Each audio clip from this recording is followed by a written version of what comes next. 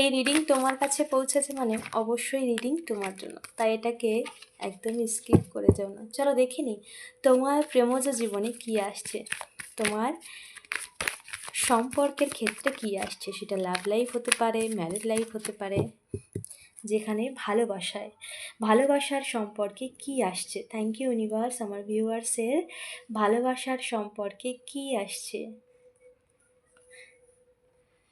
অনেক স্ট্রাগল করেছো ওই সম্পর্কের জন্য, তুমি প্রচুর লড়াই করেছো, বাট ফাইনালি সেই লড়াইয়ের ফল তুমি পেতে চলেছো। Yes, okay, wow, thank you. The fool, নতুন শুরু, রিইউনিয়ন ঘটছে।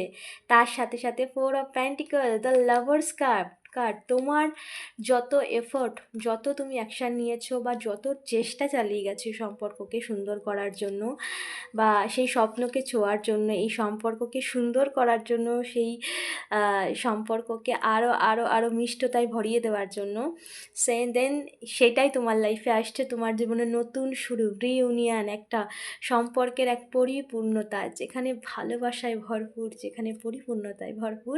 কারণ এই ব্লেসিংস ইউনিভার্স তোমাকে দিচ্ছে, আর ইউনিভার্স তোমাকে পিওর দিচ্ছে।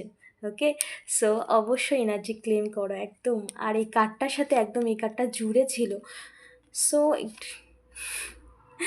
ইউনিভার্স তোমার ভালোবাসাকে পূর্ণতা দিতে চলেছে। ডিভাইন এনার্জি তোমার কাছের মানুষকে তোমার কাছে পিওরিটির সাথে পাঠাচ্ছে। আর কোনো ছলনা নয়, আর কোনো বিশ্বাসঘাতকতা নয়, আর কোনো আঘাত নয়।